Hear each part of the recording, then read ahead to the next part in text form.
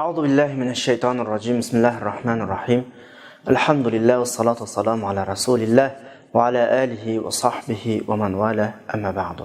Hörmətli qarindaşlar, biz bugün Sure Al-İmran'daki 140. ayetiga keldik.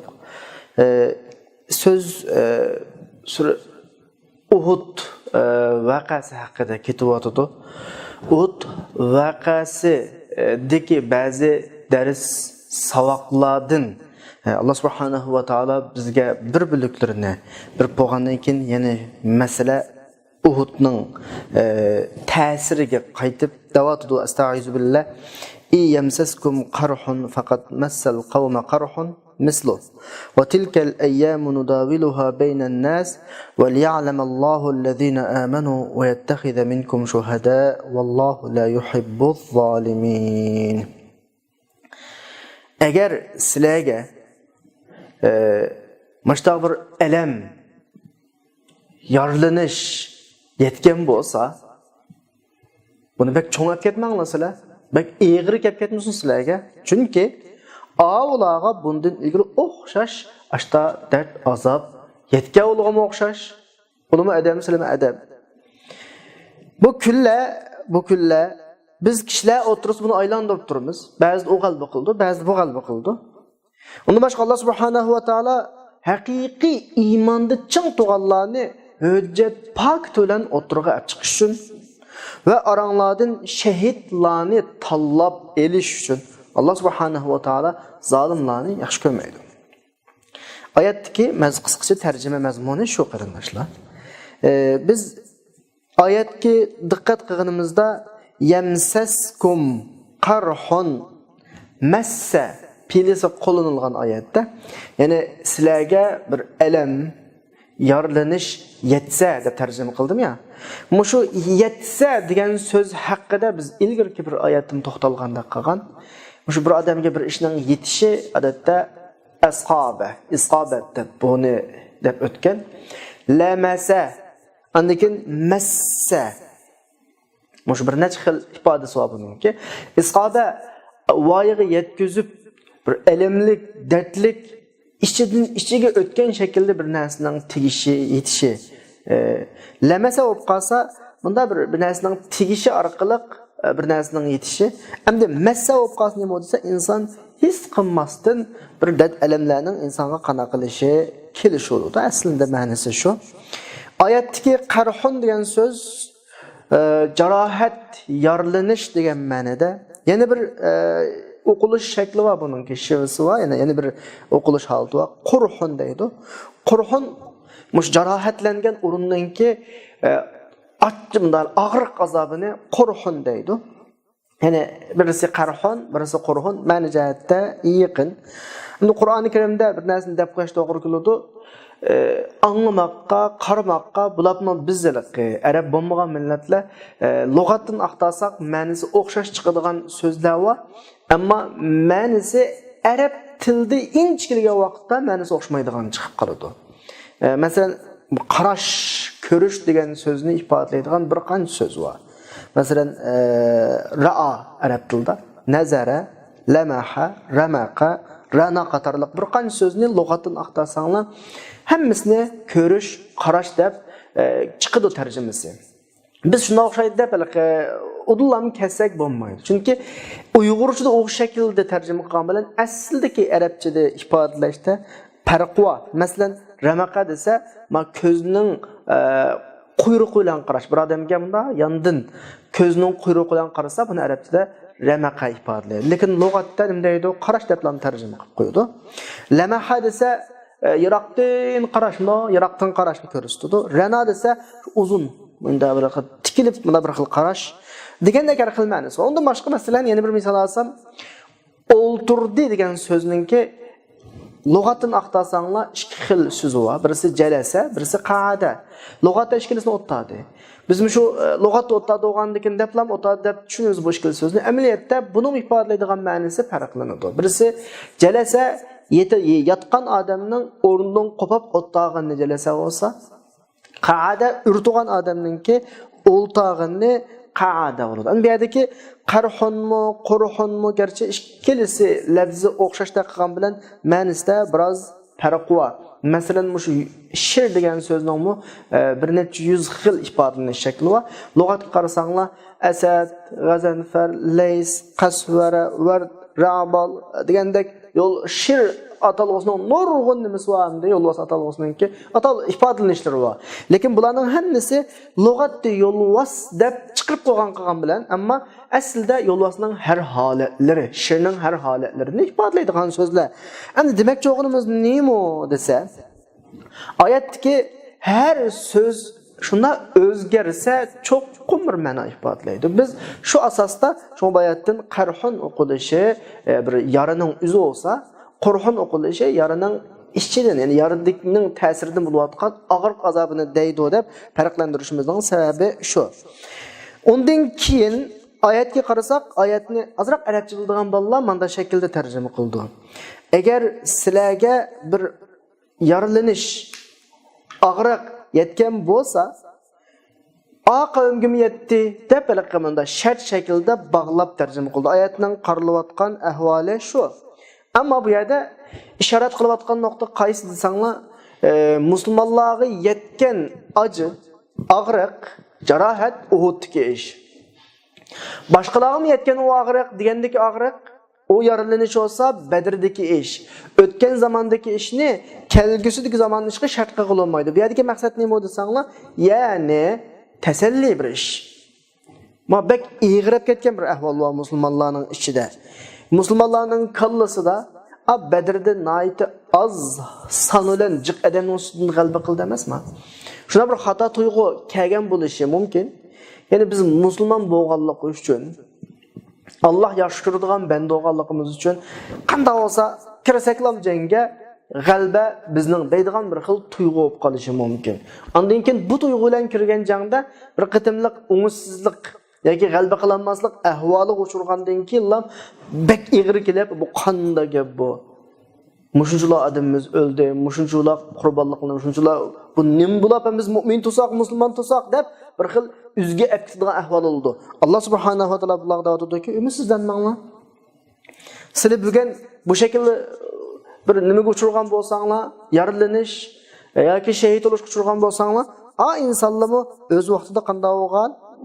Ashta mag'lub bo'lgan, oldingi jilisi Badrda o'ldan 70 odam qana qilingan, o'ldirilgan, 70 odam asirlangan. Bu bir unchula shunchalik bir krizis tug'ilib bo'lguncha, shunchalik qiyinchilik kelib bo'lguncha Alloh tavba qilib, o'xshab ketadigan, o shakldagi ojizlik ko'rsatadigan ahvol emas. Mazmun tutamsizlar. Bugun sizlarga yuz bergan bo'lsa, ilgari sizlarning dushmanlarga yuz bergan deb mu'minlarga qana quvvatidi, tasalli beryapti bu yerda. Tabii ki tasalli o'tgan ishlar yuz berdi. Masalan, odatda turmush so'zlarimizda deymiz ya, bir odamga bir ziyon kelgan bo'lsa, bugun nayti ichi achchiq bo'lib, masalan, o'zini tutib bulamay qolgan bo'lsa, u ham o'zini tutyapsizlar. Bugun bunchalik ziyon kelibdi. Palaniga qaraslar, manda ziyon qo'shoqlar, pukuniga qaraslar, sizdan eg'ir kunlar yoki sizlar oldingi yilda manch pul paydo olgan yoki manda foydali bo'lgan, bu yil bunchalik ziyon bo'lsa nima bo'pti degandek bir xil o'tgan ishlar bilan shu odamning achchig'ini bosadigan, bunda tasalli bo'ladigan ishlar bilan tasalli beriladi. Bu yerdami Badrdagi mu'minlarning g'albisi, dushmanlarining mag'lubiyati bilan bugun kundagi ba'zi umidsizlanishlarga qanday quvvatidi, tasalli beryapti. Endi oyatning davomini o'qisak, "Va tilkal ayyamu nudawiluha baynan nas." Biz o kunlarni kishilar o'tirisida qanday turimiz, almashtirib turimiz deb tarjima qildim, tarjima qilgan vaqtda. Nudawiluhadagi nudawil degan so'zdan chiqqan ish, bu asli nudawil degan nima desa, bir narsani kishilar o'tirisida aylantirib qo'llanishni davala deydi. Masalan, bir so'rinda o'tirgan bo'lsak, bir kitaptan birisi geldi. Qata bo'yicha bilan elib qo'lga elib bir varaqlab ko'rib chiqdi. Navbat bo'yicha u undan keyin bu degandek oxiriga chiqqanmiz da'volar bo'ladi. Yoki bir so'chdigan qachidan birisi va men ichib bo'ldim, yana birisiga sundim, u ishni yana birisiga sundi. Mashta uningdan buningga yetkigan bo'lsa, bu da'volar bo'ladi. Bu yerda endi ikki urush var, cho'ng urush. Birisi Badr urushi, birisi Uhud urushi. Badrda bil ijmo' g'alaba kimning oldi? Musulmonlar oldi. Ama Uhud'da mağlubiyet bir şekil kürendi ama haqiqiy mağlubiyet emas. Lekin Badrdan farqi nima desa, g'alaba qilolmadi musulmonlar. Bu tarafi va endi mushu masalani Alloh subhanahu va taolo almashtirish deyotdi. Oldingi yili Badrda sizlar yengan, am bu qitim sizlar yengolmadinglar. Andikin diqqatni tortadigan bir nuqta bor qarindoshlar bu yerda. Mushu nuqtani kallatdan chiqarmaslik kerak. Va tilkal ayyamu nudawiluha baynan nas. Kishilar o'tirsida Qur'onning har bir ifodasi bir ma'no ifodalaydi. Nima uchun Alloh bu yerda mu'min bilan kofir o'tirsida aylantirib turamiz bu kunni demadi. Bir kun mu'min g'alaba qiladi, yana bir kun kofir g'alaba qiladi demadi. Nima dedi bu yerda? Kishilar o'tirsida da'vatudi. Mushu bizga bir narsa bir vaqt bir mesaj signal bir vaqt. Biz buni ilgirgi darsda ma'lum bir shaklda bir uqtaganda qilgan sizlarga. Ya'ni mu'minlar agar o'zining yo'lidan tayinmagan ahvol ostida, manhajdan chetlanmagan ahvol ostida mu'minlar nuqul inson tamsilchisi sifatida bo'lmaydi. Balki ilohiy yo'l tamsilchilari sifatida boradi. Rabbani prinsip temsilçileri bulup barıdı.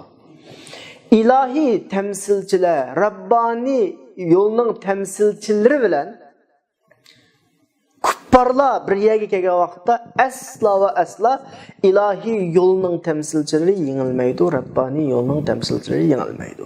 Biz bunu mu'min deb ataymiz. Yani texma yeni bir şekilde tushundirsam, haqiqiy mu'minlar bilan kupparlar tutishgan vaqtida mu'minlar yengilmaydi. Chunki mu'minlar bu inson sifatida bo'lmaydi yerga. İlahi yo'lning temsilchilari bo'p, vakil bo'p boradi yerga. Andas yengilish qachon bo'ladi desa, shu ilahiy yo'ldan shundoq chetnagan vaqtida o'zi temsilchilik qilayotgan, vakillik qilayotgan shu prinsipdan shuna chiqib ketgan vaqtda Mavlaning insonlikdan boshqa sifat qolmaydi dedi.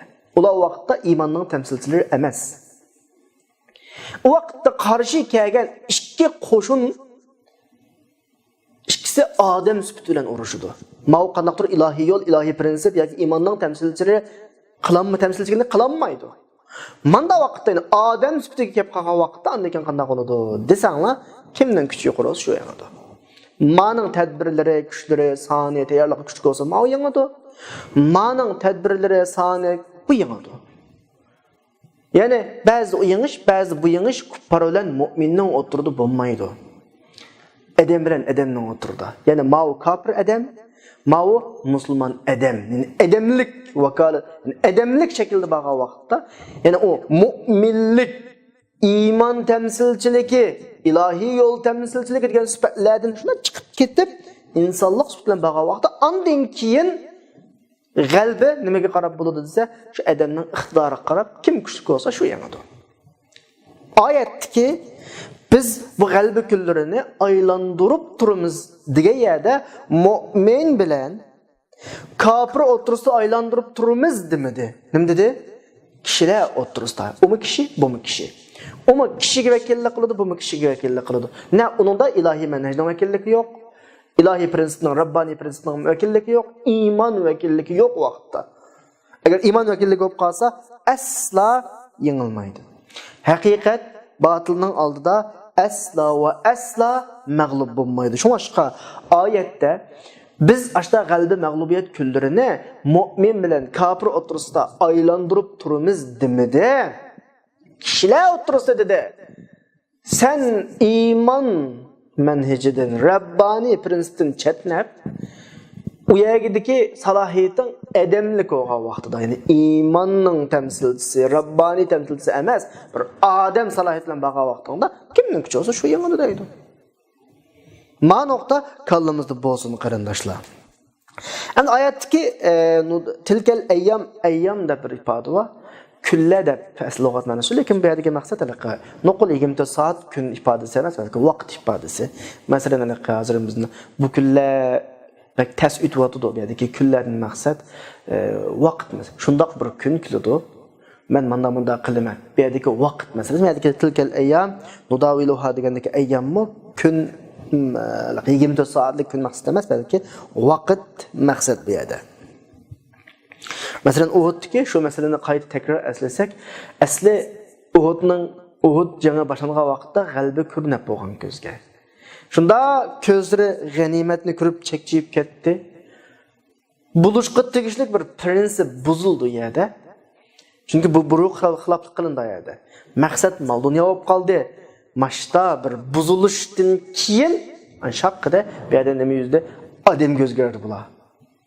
Burunqi iymonning tamsilchilari, burunqi Rabbani manhajning tamsilchilari degan sifatdan normal insonga aylandida kuch o'zini ko'rsatdi. Xolid ibn Validninki shu vaqtdagi tadbiri o'zini qana qildi, ko'rsatdi. Shunga biz ilgirki bir oyatni davomli esimizdan chiqarmasligimiz kerak. Antumul a'laun. Mu'minlar cho'qim ustun o'rinda, yuksak o'rinda.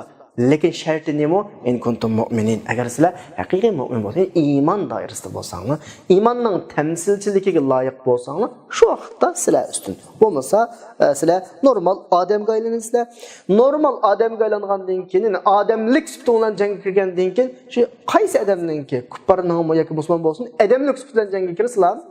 O vaqtda kimning kuchi qurasa, shu g'alaba qiladi. Bu dunyodagi Alloh subhanahu va taolaning nimasi, prinsipi bu.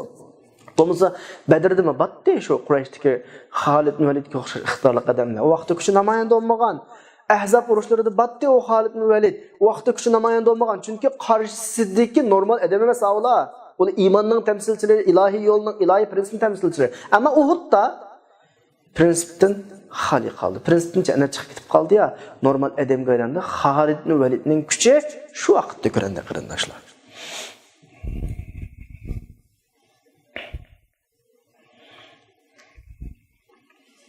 Biz ilgirki darslardami jiq misol oldik buningga.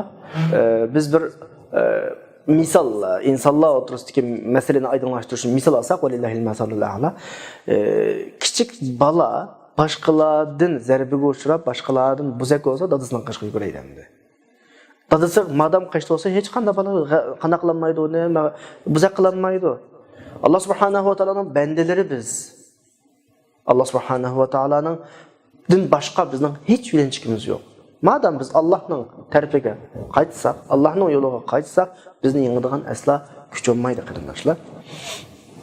Faqat qanday vaqt yengalaydi desanglar, chunki biz nima? Odam bo'lgan vaqt yengalaydi. Normal odamlik salohiyati kirgan vaqtda yengalaydi dushman. Agar biz odamligimizning ustida, ya'ni iymon yo'li, ilohiy yo'l, Rabbani prinsip salohiyatini o'zimizda hazırlab, şunun temsilchisi sifatida jang kirsak, asla hech kim bizni yengolmaydi. Masalan, Qur'on qarasanglar, qachon Qur'on insonni tugashdi, mag'lub bo'ldi, inson andoq bundoq deganda insonning sap insonlik holatida tilg'anadi. Masalan, sura Asrda innal insana lafi khusr, val asr innal insana lafi khusr. Inson tugashgan maxluq. İnsan insonlik bilan qanday qilib tugashmaydi? Keynidagi tasbit va illallazina amanu, ya'ni iymon bilan o'zini qanday qilsa qaplasa. Va amilus solihat, buni iymonni mustahkamlab, iymonning taqozosi bo'yicha ishlarni qilsa, va tavasav bil haq va tavasav bis sabr. Mana inson iymon tamsilchisi bo'lgan vaqtida, iymon doirasiga kirgan vaqtida u tugashmaydi. U mag'lub bo'lmaydi, g'alaba qiladi. Ammo shunda inson bo'lib qolsa, nuqul inson bo'lib qolsa, mag'lub bo'lgani shu.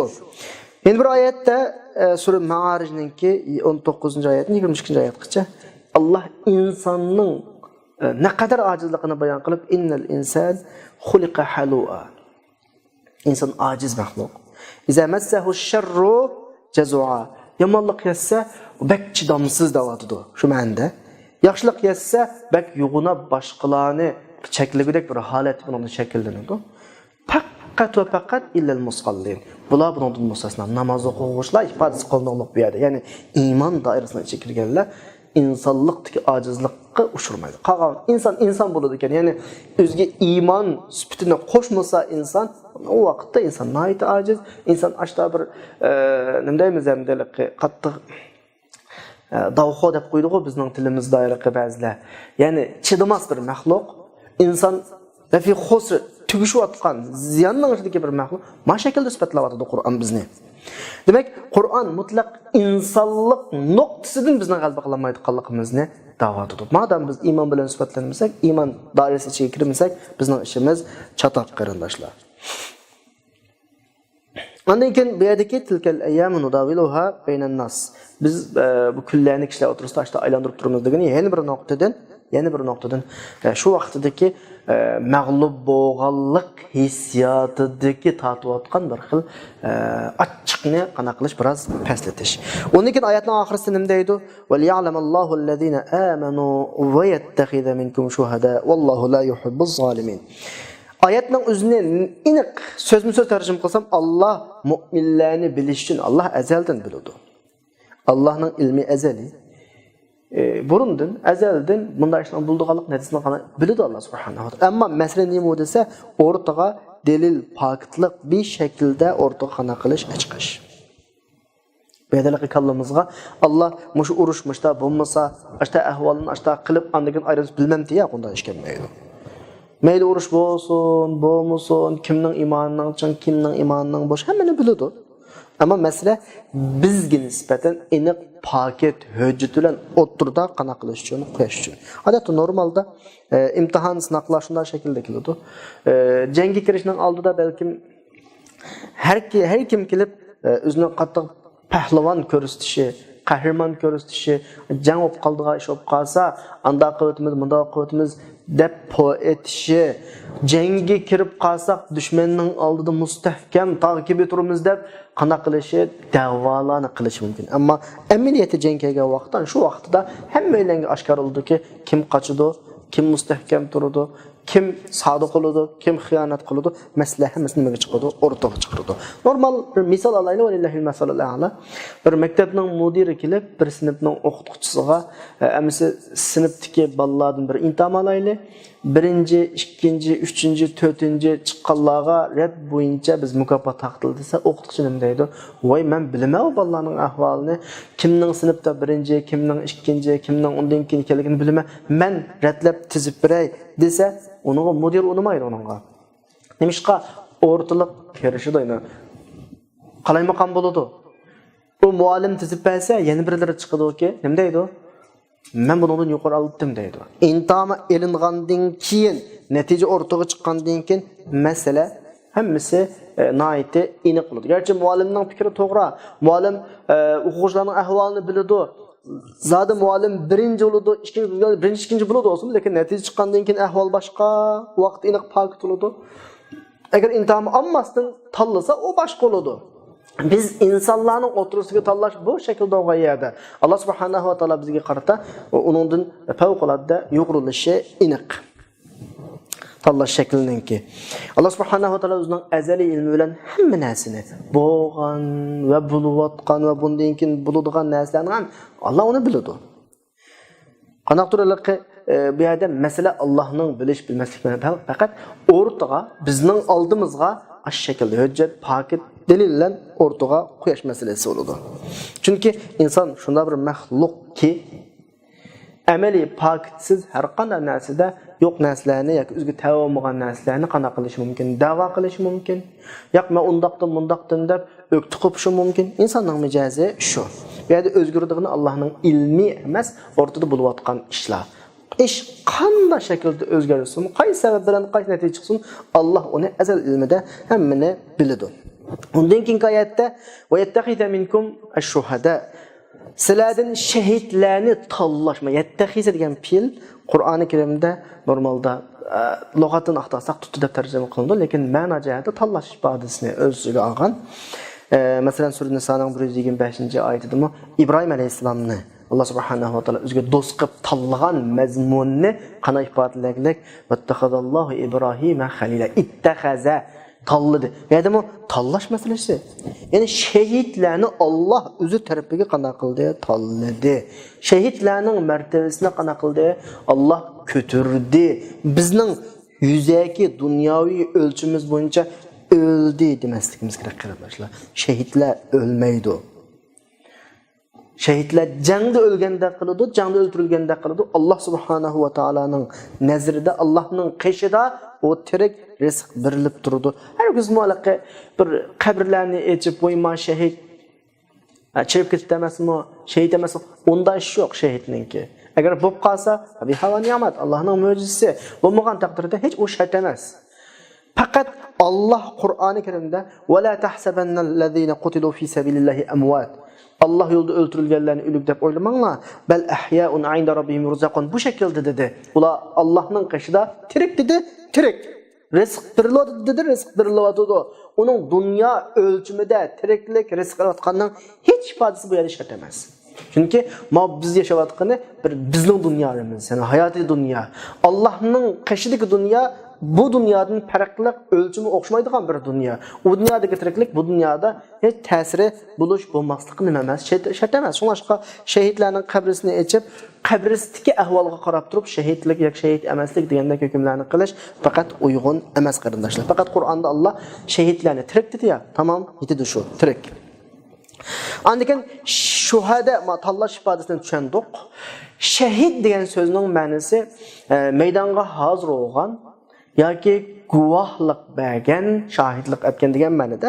Ikki xil ma'noning ikkilisi shahidlarda topiladi. Shahid o'zining davosiga oxirgi bir tomchi qini qolganga qadar o'zi davosining rostligiga o'zi guvohlik bergan bir kishi bo'ladi. Chunki Alloh yo'lida men Allah'ның bendisi men cennetke beriş maqsadim degan bir davosi olmasmi insonninki? Aşu shuhadalar, şehitler aşu davosini oxirigacha nima bo'lgan so'zi tutgan, shuningga oxirigacha shohid bo'lgan, oxirigacha shu davoni keyindan mangan insonlar. Bu nuqtadan shuhada, ya'ni shehidlarni o'zining gapining rostligiga o'zi shohid bo'lgan yoki o'zining davosiga hazır olgan degan shaklda tushunsak bo'laveradi qarindoshlar. Oyatning oxirisida Allohu la yuhibbul zolimin. Alloh subhanahu va taolo zolimlarni qana qilmaydi, yaxshi ko'rmaydi. Ya'ni jang davom Alloh subhanahu va taolo bekitgan ramkada davom qilish kerak. Shunda bu ramkadan chiqsa, ya'ni mu'minlar iymon manhijidan, iymon prinsipidan shunda alam chiqsa, bu yerdagi masala o'ziga qolgan bo'ladi. Allah insonlarga zulm qilmaydi. İnsanlar o'zi-o'ziga, mu'minlar o'zi-o'ziga zulm qilgan bo'ladi. Chunki bu jang inson bilan inson o'rtasidagi jangga aylanadi. Haqiqat bilan botil o'rtasidagi jang emas, inson bilan inson o'rtasidagi jangga aylanadi. Bu vaqtda kimning kuchi bo'lsa shu yengadi. Ma mu'min sepetikilar manhajni chaqnash orqali o'ziga zulm qilgan bo'ladi. Alloh bunday zulm qilganlarni Alloh yaxshi ko'rmaydi. Allohu la yuhibbul zolimin. Ondan davada canlarının bu şekilde buluşu şehit bir işimiz nime için dese وَلْيُمَحِّسَ اللّٰهُ الَّذِينَ آمَنُوا وَيَمْحَقَ الْكَافِرِينَ. Allah müminlerini tazılaş, pakizlaş, sepini, tazılaş mümin sepini ve kuparlarını yok kılış. Medet mehase, mehaka, iki pil var. İkilisi hesapta tazılaş manasida, lekin mehase pilisi yaxshi yomon aralash bir narsaning ichidan yomonini yo'q qilish bo'ladi. Masalan, bir bug'doy va tash aralash yoki guruch va tash aralash yoki har qanday bir narsa aralashib qolgan, biz buning ichidan yaxshisi ma'u, yomoni ma'u deb ayirib yomonlarini yo'q qilib olsak, mahasa bo'ladi. Mu'minlarga kelgan vaqtda mush xil ifoda qo'llandi. Mu'minlar sepiga kirib olgan, iymonida sodiq emas kishilar jang orqali, mashta amaliy maydonga tushish orqali bu tozalanadi. Va yamhaqal kafirin. Mahqa degan nima bo'lsa, bir butun tozalanish, hammani yo'q qilish. Ya'ni bir duva axlat va hammani to'kib mahqa bo'ladi. Ichidan ayirib yaxshisini olib qilib, nachini to'kib olsak mahasa bo'ladi. Kafirga kelgan vaqtda mahqa bir butun tozalash ifodasini qo'llandi Alloh. Mu'minlar kelgan vaqtda yaxshisini olib qilib, yomonini tozalash ifodasi qo'llandi.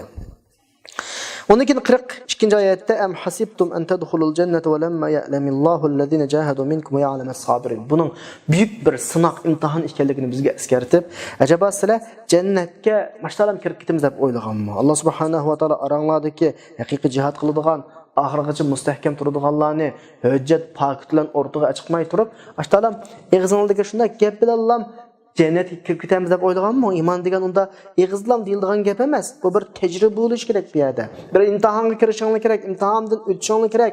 Mesela o kadar kolay Kolay ketamiz deb o'ylamanglar. O'zingizning haqiqat da'vatchilari, haqiqat kutaguvchilar, haqiqat tarafdor deb o'ylaysizlar. Shu gapinglarda oxirgacha mustahkam tura olamsizlar, yo'qmi bir imtihon bo'lish kerak. G'alaba qilgan vaqtda hammadan xushal bo'ladi. G'alaba qilgan vaqtda hammadan uning qishig'i bag'uz keladi. Ammo eng ojiz holatga tushgan vaqtda, mag'lub bo'ldik deb qaralgan vaqtda kim maydonda mustahkam tura oladi, kim bu safda mustahkam tura oladi, bu oydinlashishi kerak. Bu bir imtihon sinoq. Mush imtihon sinoqdan o'tish jannatga boradigan qadamning bir bosqichi. Unchula oddiy emas, unchula qulay emas masala. Demakchi Alloh subhanahu va taolo. Ondan keyingi oyatda 140-oyatda va laqad kuntum tamannawna al-maut min qabl an talqawhu faqat ra'aytumuhu va antum tanzurun. Sizlar ilgari buni uchrashishdan ilgari o'limni orzu qilgantinglar, mana hozir sizlar ko'rib qarab turyapsizlar degan mazmunda keldi bu oyat. Ya'ni Badrda musulmonlar bir g'alaba qildi ya, favqulodda mo'jizlarcha. Soni favqulodda oz, dushmanning soni ko'p. Uning ustiga musulmonlar tayyorliqsiz chiqqan. Tayyorliqsiz deganimiz, ya'ni ular urush qilib chiqmagan aslida, karvonning oldiga chiqqan. Bu shaklda jangga kiriblar g'alaba qildi. Bu butun arab yarim orolni titratdi bu ahvol. Shuni bilan mu'minlarda shunday bir tuyg'u paydo bo'ldi shu vaqtda. Ya'ni bir mu'min bo'lib bilan jangga kirsa g'alaba qiladi. Biz mu'min ya biz musulmon ya biz deydigan bir xil tuyg'u paydo bo'lgan bo'lishi mumkin shu vaqtda. Alloh subhanahu va taolo bularning bu tuyg'usi qarta qanaqa haddiya berib davatadi. Sizlar har vaqt jangga kirsak g'alaba qilamiz deb o'ylamang. Unda ish yo'q. Chunki kiriblam g'alaba qiladigan bir xil tuyg'u bor. Unda ish yo'q. Buning bir prinsipi bor. Bir yo'l bor, bir o'lcham bor. Bu jangga shu kiriblam g'alaba qilamiz emas, o'zimni otidim. Hamma narsam fido. Jonim fido, molim fido.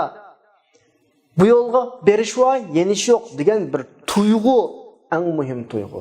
Mush iymon eng muhim iymon. Mush ruh eng muhim ruh. Mush ruh olmay jangga kirsang g'alaba qilolmaysan. U unchalik qulay masala emas-ku u. Anda masala unda qulay bo'lib ketsa, hammadan iymon doirasiga kiriblar, birdan hamma odam taqvolish, hamma odam jannatga kiritishga loyiq bo'lgan bir ahvol bo'lib qoldi. Unda ish yo'q. Ilgari dedi Alloh, siz jannatga ashta bevositlam udul kirkitishni o'yladingmi? Unda ish yo'q. Valamma ya'lamullohu allazina jahad. Cho'qim kimning haqiqiy jang maydonida, haqiqiy kurashda mustahkam tura oladigan. Kengir vaqtlarda qishda tug'andek, bu safda tug'andek, qiyin vaqtlarda, mushaqqat vaqtlarda, mag'lub bo'ldik deb qaralgan vaqtlardami mustahkam tura oladigan masala kishilar saf oydinlashganga qadar mushu vaqtdan o'tmay turib, mush sinoqdan o'tmay turib, unda asan jannatga kirolmaysizlar.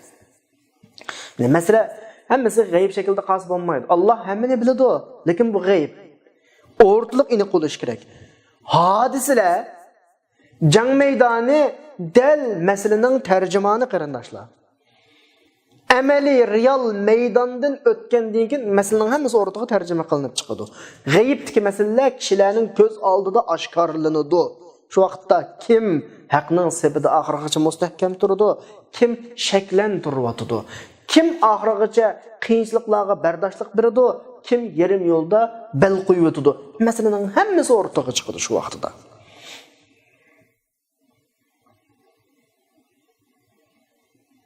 Mana da'vatdim oyatda hozir. Badrga qatnashmaganlar voy Badrga qatnashib bizni ashshada jang qilib ketsak, ashshada ulamlar mana oldinildi ba mana hozir. Birgan kunda jangning oldiga keldinglar mana hozir. Qo'llaringlar titrab ketdi masalan. Hozir men Uhudda. Adam qolmadi atrofda Uhudda. Qani o'sildiki Badrdagi u umid qilgan umid. Badrdagi u umid qilgan o'lim masalasi nada? Allah subhanahu va taolo bu shaklda dars berib vaqt munosabati bilan darsimiz mushal oxirlashadi. Va oxiru da'vana alhamdulillahi robbil alamin.